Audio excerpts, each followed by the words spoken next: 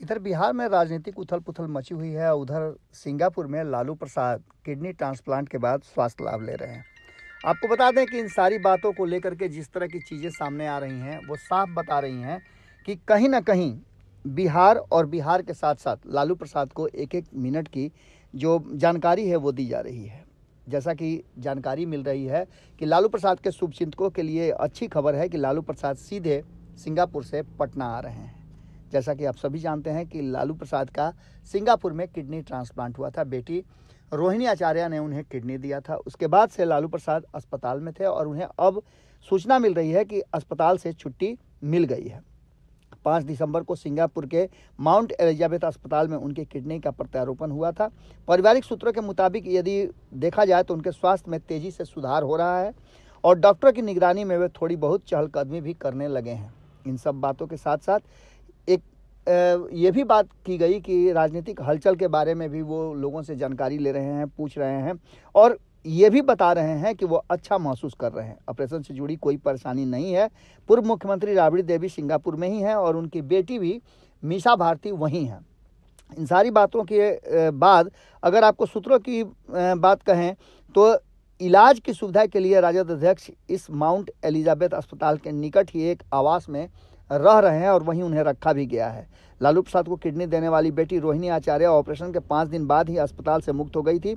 वह पूरी तरह से स्वस्थ हैं।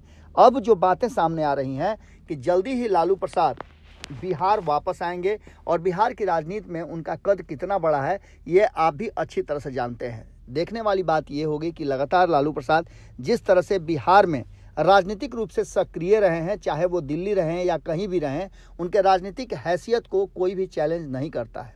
अब जबकि बहुत कुछ बदला है इन 4 महीनों में, लालू प्रसाद इन सारी चीज़ों को देख करके गए हैं। लालू प्रसाद का एक सपना है कि वो अपने बेटे तेजस्वी यादव को बिहार के मुख्यमंत्री की कुर्सी पर देखें।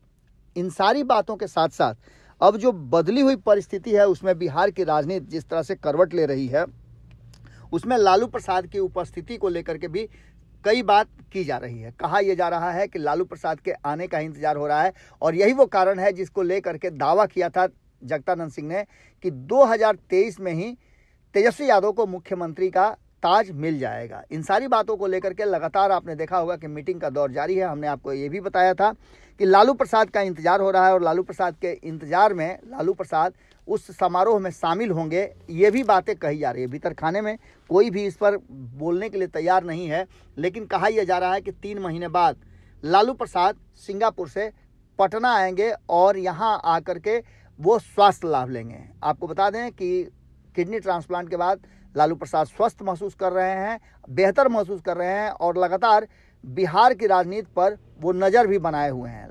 उनसे हर वो छोटी बड़ी घटनाओं का जो है कहा जाता है कि जानकारी दी जाती है और उस पर उनकी प्रतिक्रिया भी ली जाती है।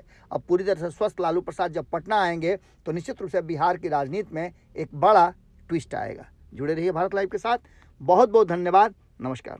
अगर ये वीडियो पसंद आई और वह बिहार के राजनीति और बिहारियत से सरोकार रखेनी तो सब्सक्राइब बटन दबा के चैनल के सब्सक्राइब कर ली। ओजे एगो घंटी बा, ओकरा बटन दबा देला से कुल सटीक और मारक खबर रुआ मुफ्त में मिल जाई। अगर रुआ पत्रकारिता के हमनी के नया प्रयोग में सहयोग कर चाहतानी तो ज्वाइन बटन दबा दी। पेटीएम नंबर नोट कर ली 9386816700। धन्यवाद।